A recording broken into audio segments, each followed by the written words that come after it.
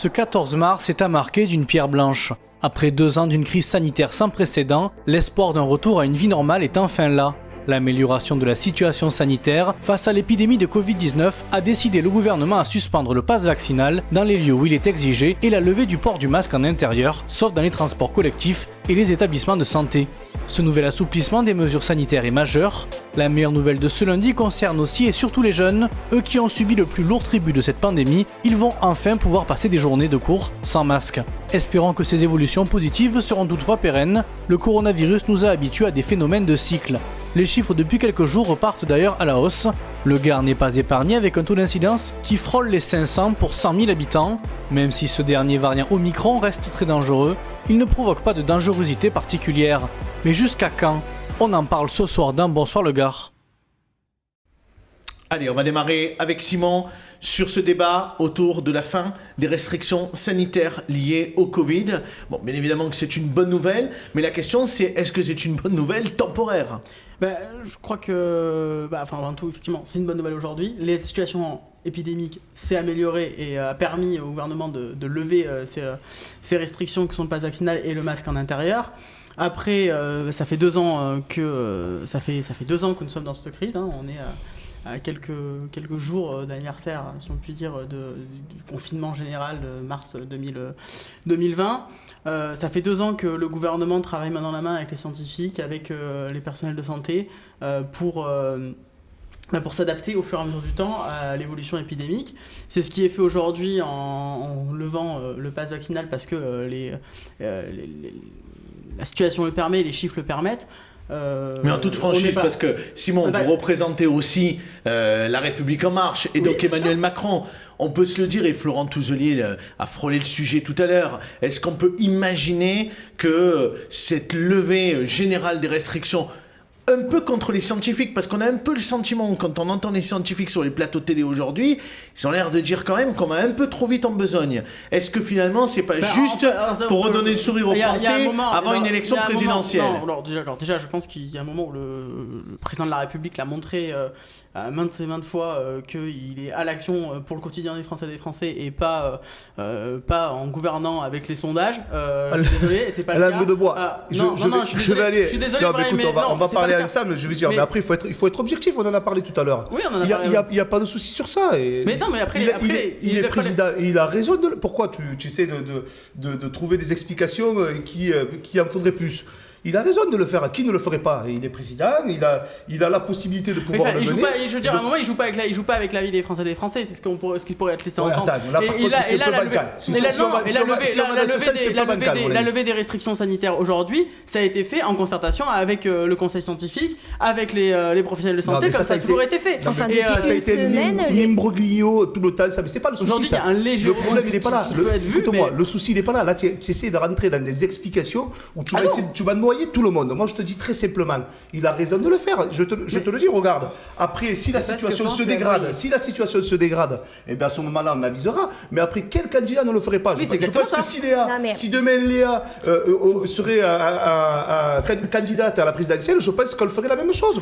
Alors, Léa Boyer, elle se présente à toutes les élections, Léa. Donc, du coup, à un moment donné, elle va arriver à la 28 ans. À un moment donné, elle arrivera peut-être. Vous lui poserez la question tout à l'heure. Ce n'est pas ma question, celle-là. Léa Boyer, je vous en prie, qu'est-ce que vous en pensez, vous, Léa Boyer? Honnêtement, est-ce qu'on va pas un peu trop vite, là? Alors, d'abord, moi, je suis contente de pouvoir retrouver le sourire des personnes que je rencontre. Parce que quand même, c'est vrai que depuis qu'on est élu au conseil départemental, je vois que des gens masqués. Et ça, c'est pour moi quand même triste.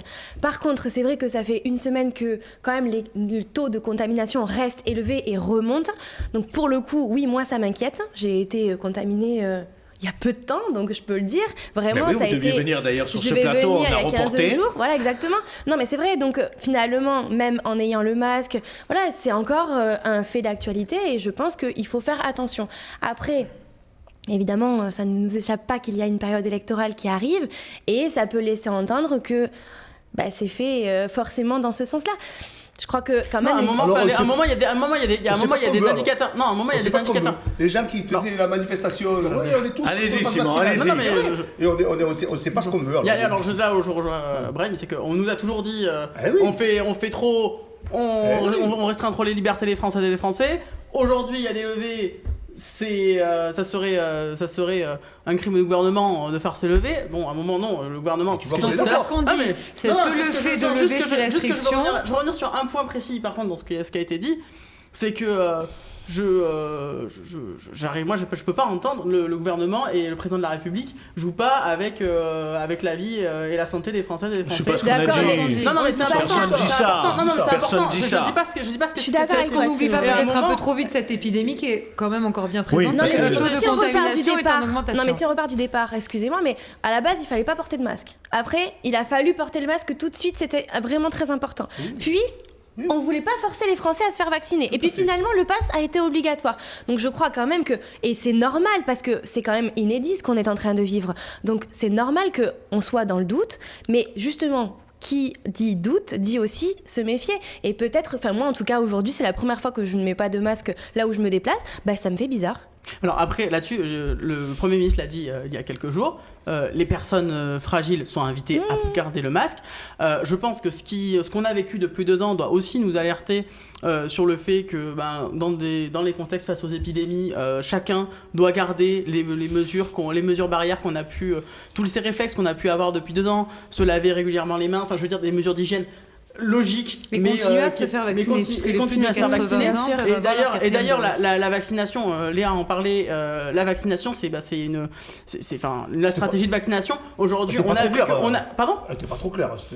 mais en tout cas la stratégie de vaccination aujourd'hui elle fait Brahim qui a il va falloir faire 12 vaccins, c'est-à-dire chaque semaine il va falloir faire un vaccin. Elle montre qu'en tout cas on a moins en moins de et toute la journée on va promener, c'est vrai, c'était pas trop clair. En tout cas, on montre aujourd'hui on voit que la vaccination a porté ses fruits parce qu'on a beaucoup moins de formes graves de Covid-19 et de personnes en réanimation. Le dernier variant Omicron, effectivement, ça c'est une réalité et la vaccination y est se transmet beaucoup, mais par contre effectivement est moins dangereux. Voilà. Et ça c'est la stratégie. Voilà. Après effectivement, là ce que vient de dire Brahim, c'est compliqué et c'est une situation où je pense. C'est surtout que si dans un mois et demi après la présidentielle on recommence à nous dire qu'il faut mettre le masque et qu'on réintroduit le pass vaccinal, on va franchement se poser des questions. Si dans un mois et demi il y a 500 000 contaminations par jour, peut-être que oui. Il faudra faire encore un autre vaccin. Je voudrais dire juste une chose, on parle du pass vaccinal. Il faudra faire un autre vaccin encore. C'est pas la fin du pass vaccinal, c'est une suspension. Oui, on avait compris. Des indicateurs aujourd'hui. C'est ce qui nous amène à dire qu'on sait très bien qu'à un moment donné, quand il y aura un temps un peu compliqué, on va. Mais non, mais ça a toujours été dit au moment lever d'un coup. Mais ça a toujours été dit. Pourquoi tout lever d'un coup ? À la limite, peut-être enlever le masque, mais garder le pass qui permettait finalement de savoir si on avait été en cas contact à des endroits. Moi, j'ai été alertée plusieurs fois et c'est vrai que. Après, je suis pas décideur au gouvernement. On discute, allons-y. Non, mais en tout cas, la question tout d'un coup, c'est surprenant. La question en tout cas qu'on peut se poser, c'est que ce retour en arrière total aujourd'hui, est-ce que les Français vont accepter dans un mois, dans 2 mois, à nouveau des nouvelles restrictions? En tout cas, je pense que les Français, ils apprécieront l'honnêteté qui avait été celle du gouvernement de dire le pass vaccinal, on prévoit. Pas là-dessus sur l'honnêteté, les 3 quarts déjà, ils n'y croient pas à ce que tu dis. Du coup, en tout cas, le gouvernement. Oui, mais en tout cas, je veux bien t'accompagner. Oui, mais en tout cas, le gouvernement l'avait dit dans cette loi que c'était. L'histoire des masques. Laisser la possibilité de la Je te rappelle la porte-parole, comment elle s'appelait la dame là qui disait. Elle s'appelait Sibeth Ndiaye, la personne dont tu cherches. te rappelles ce que disait? Un coup c'est pas important, un coup c'est important. Et après les gens ils avaient les lunettes qui tournaient comme ça et ils comprenaient plus rien. Tu le sais très bien. Donc je veux dire, on va pas revenir de ça. C'est vrai ou pas ce que je te dis? Moi ce que je sais c'est qu'il y a 2 ans, il y avait des recommandations. Il n'y avait pas de la contradiction. Il y a quand même de la cacophonie au sein du gouvernement. Il y a eu des moments, il y a des choses qui il y a des choses qui n'ont pas été forcément toujours bien communiquées sur la question des masques. Et au début, effectivement, il y a eu des choses sur les masques où c'était. Et c'était aussi une question. Et c'était aussi une question à ce moment-là qu'il y avait des recommandations internationales où le masque n'était pas forcément utile. Il y a eu plein de choses. À un moment, on ne savait pas ce qui nous arrivait il y a 2 ans. On est d'accord, c'est ça. Après, très vite, quand les recommandations les avaient, juste pour aller dans le sens de Simon quand même aussi. 2 choses pour aller quand même dans le sens de Simon et en tout cas dans le sens du gouvernement et d'Emmanuel Macron. La première chose, la stratégie de vaccination a plutôt bien fonctionné et peut-être qu'aujourd'hui on est dans cette situation aussi qui permet de lever des restrictions parce que la stratégie de vaccination a fonctionné quand même. Et la deuxième des choses, c'est qu'il commence à faire beau et que probablement que les gens sont beaucoup plus dehors. Et alors c'est pas le cas de partout. Nous, Mais c'est le cas, mais c'est pas le cas dans d'autres régions. Une chose très Un bon importante. porte-parole d'un marché. Tu as bien défendu, mais c'est vrai, l'explication est plus claire. Donc j'entends ce qui se dit là. Simon, il va falloir. Bon, Simon, vous serez dans mon bureau, je vous donnerai quelques recommandations. Non mais en tout cas, non par contre, vraiment une chose importante dans ce que vient de dire Abdel aussi, c'est pas parce que le gouvernement a levé une obligation de port du masque que ça y est, faut tout arrêter. Oui, puis on a chacun notre conservent le responsabilité masque, face à ça. Moi, aujourd'hui, je suis allé à Alais, j'ai été à une conférence de presse ce matin, d'ailleurs, où je portais le masque.